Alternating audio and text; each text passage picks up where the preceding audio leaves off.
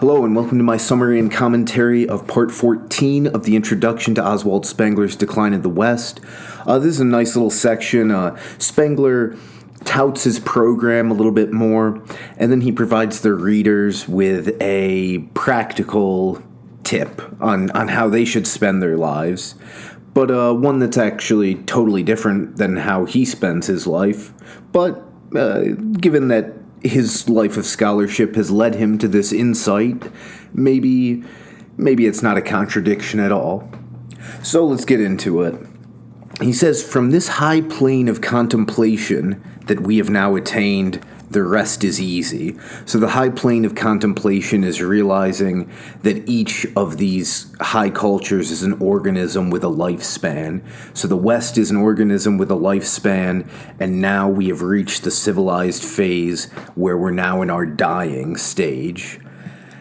And he says this single idea can solve all the separate problems of religion, art history, epistemology, ethics, politics, economics, and all these problems that have stymied the modern intellect, that has busied itself vainly on these problems for decades. He's got the answer.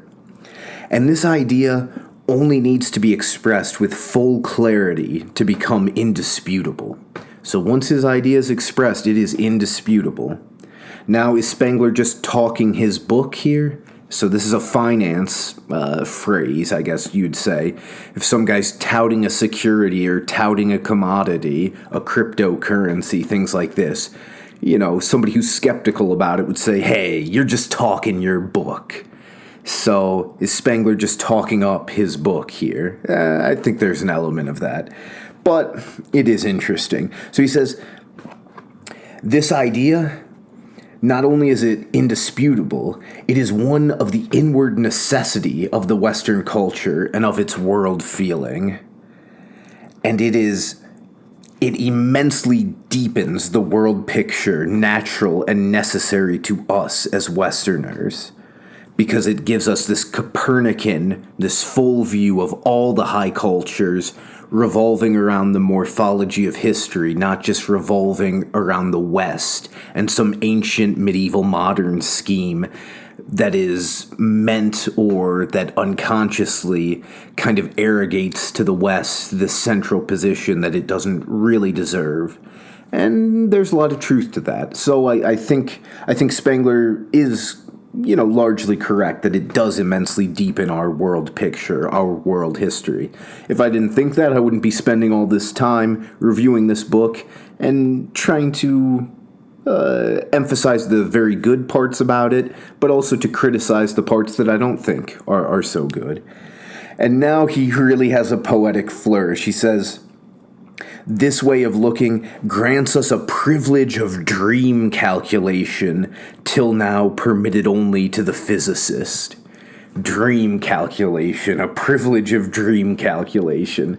Not something a writer could really say with a straight face anymore, but, very indicative of a certain kind of German prose from the late 19th and early 20th century. And he says, up to now, everyone has been at liberty to hope what he pleased about the future, because where there are no facts, sentiment rules. But now he's given us a way to look. He's given us the real morphological facts of all these high cultures in a nice comparative, analogical way.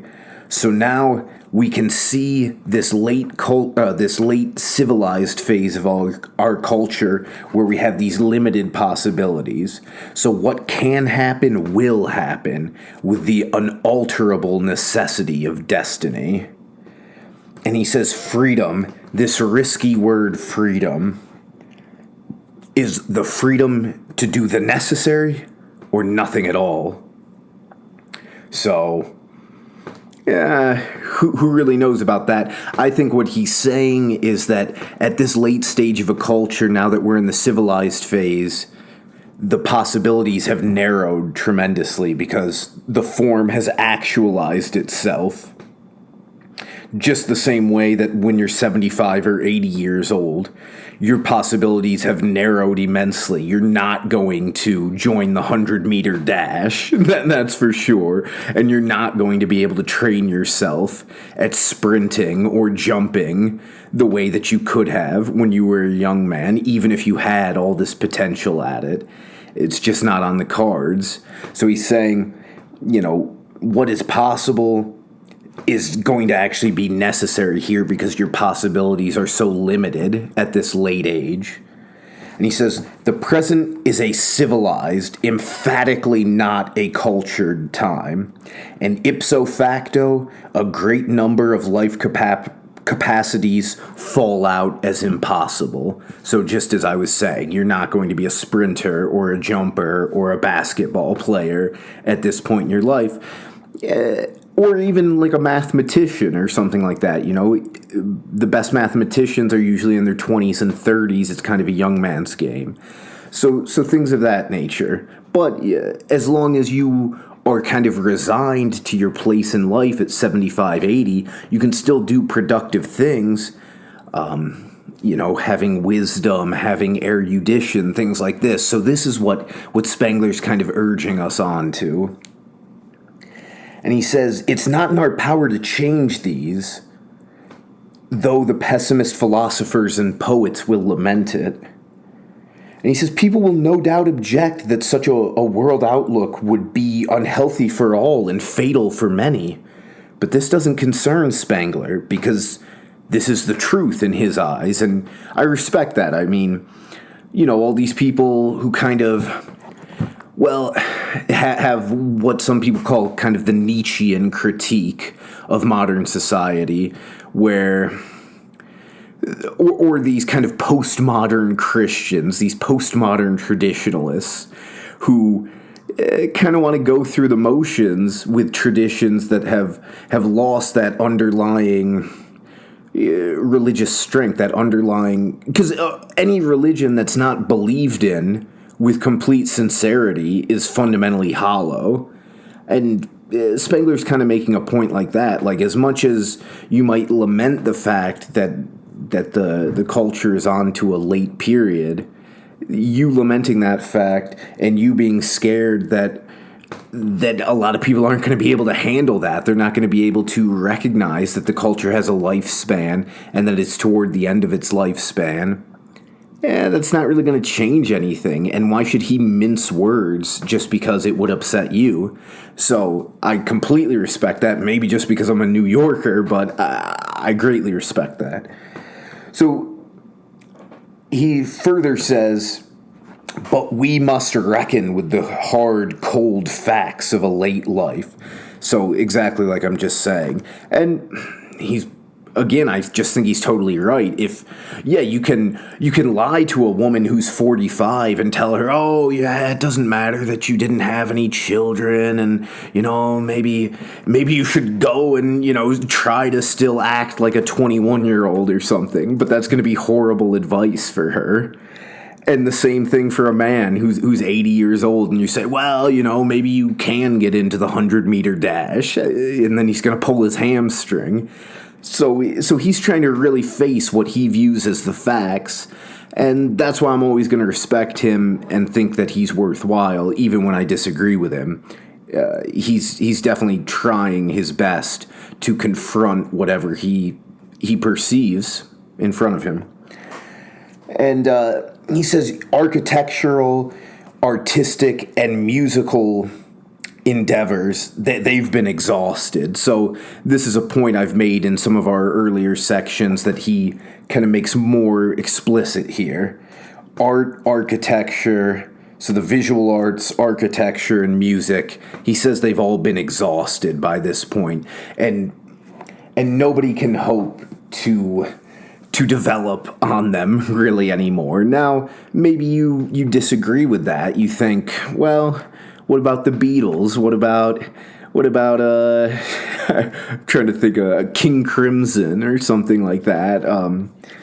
Prog rock, I'd say, is probably fairly good musically. It's not really my taste, but my best friend, who's very good bassist, his father actually ran a recording studio when we were kids, or before we were kids, but then, he was like the best musician in the whole county, his father, and my buddy was kind of the best musician of his kids, and one of the best musicians in that area, so...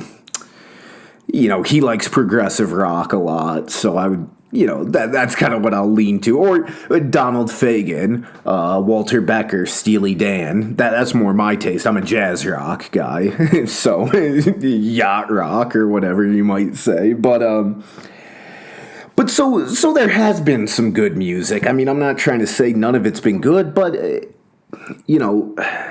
on a theoretical level and as a matter of really developing the tonal palette or whatever, does it surpass Bach or Mozart?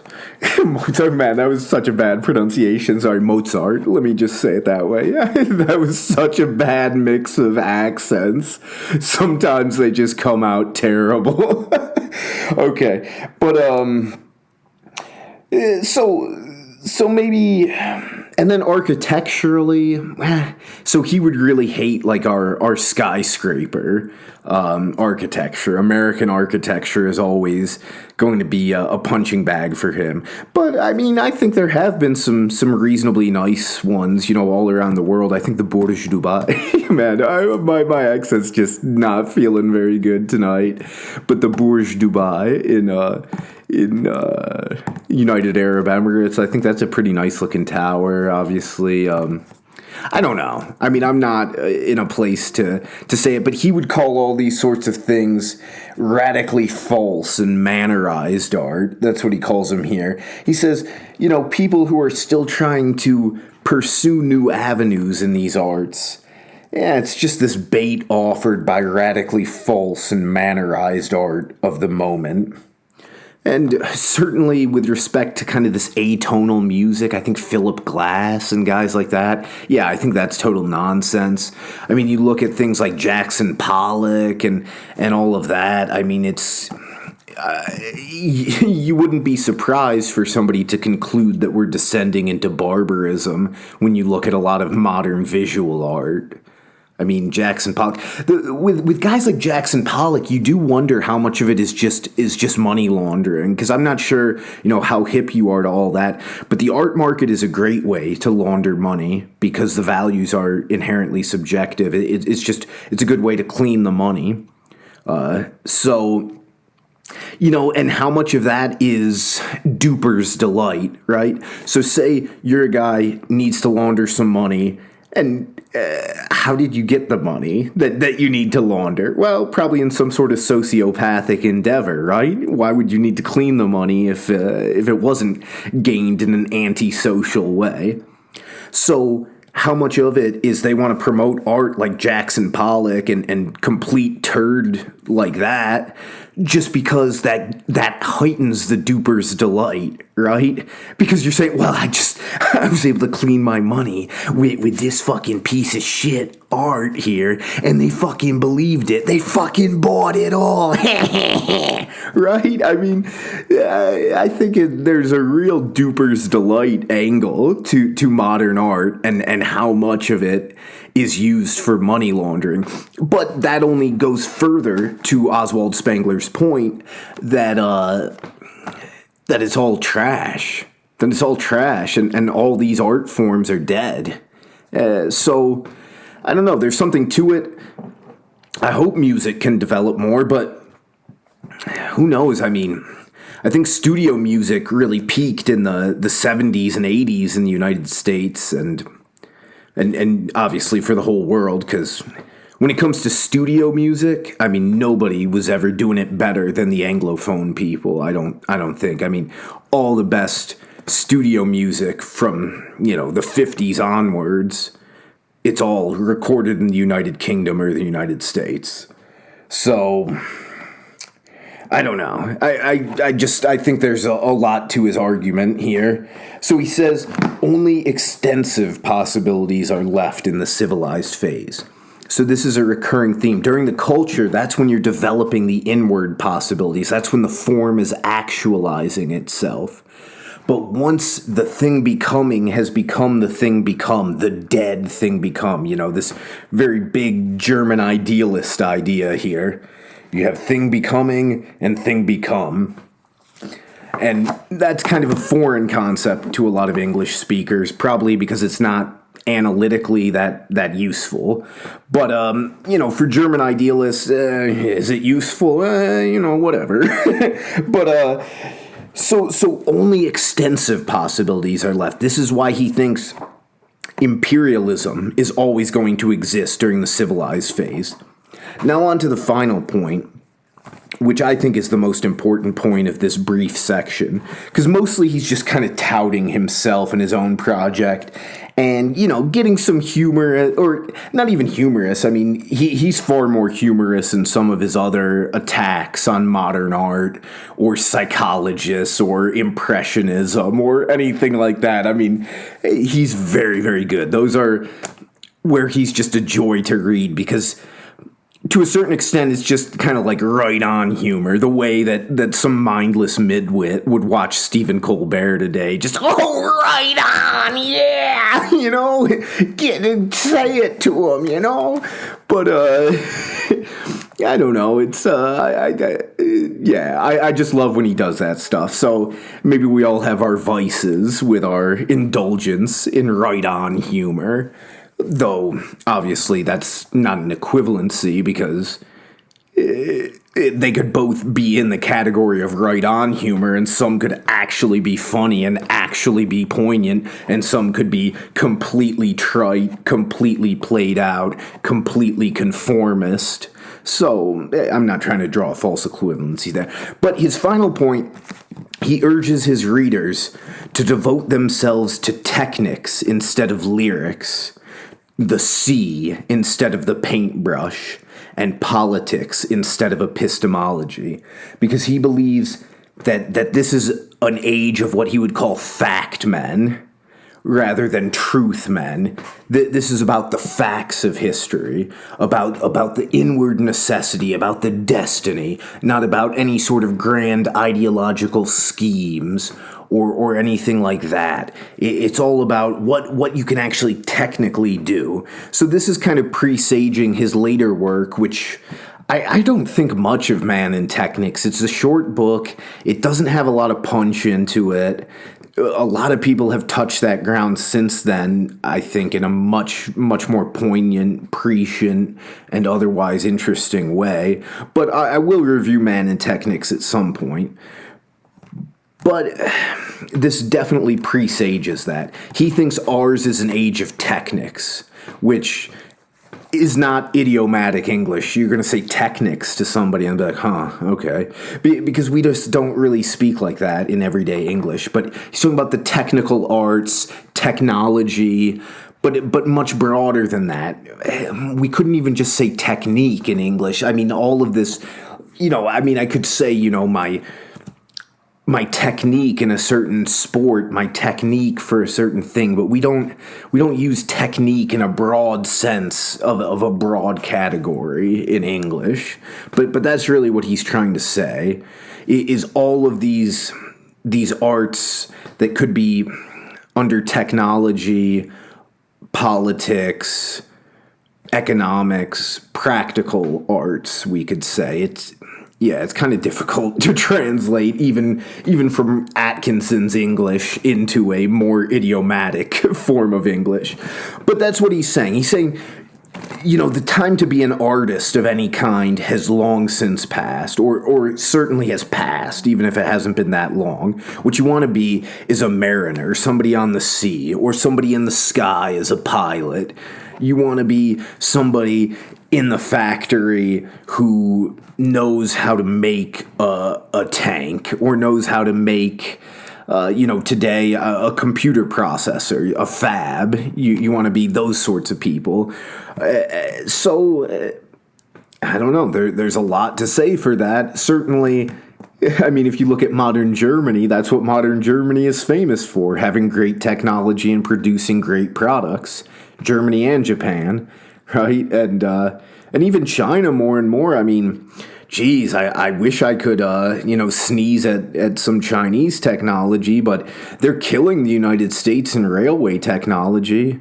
I mean, obviously, everybody's been killing the United States in railway technology for a long time, but the fact that the Chinese have high-speed rail just crisscrossing the country, tens of thousands of kilometers now, I mean, it's impressive, right? And so this is the world we live in, and this is what he thinks, is it's all about the money power, it's all about technical achievement, technological advancement, and this is what he's urging his readers to get involved in. So even though he's dedicated his life to education, to erudition, to scholarship, that scholarship has allowed him to reflect on everything.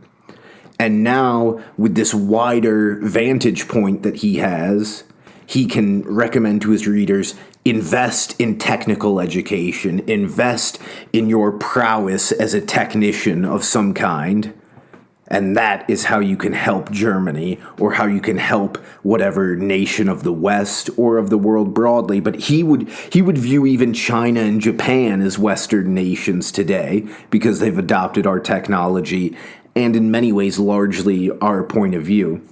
So that's kind of part of why he views those as dead civilizations, because they're susceptible to outside influence to a large degree, and it's that outside influence, in this case, the Western technology, that gives them more life force, that gives them more power. So it's a very interesting thesis and very counterintuitive for most people.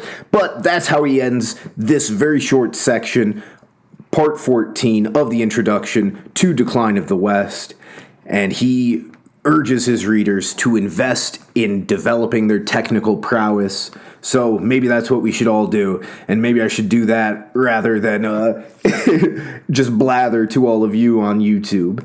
But I thank you so much for listening to me blather on YouTube, and I hope you have a wonderful day. Peace.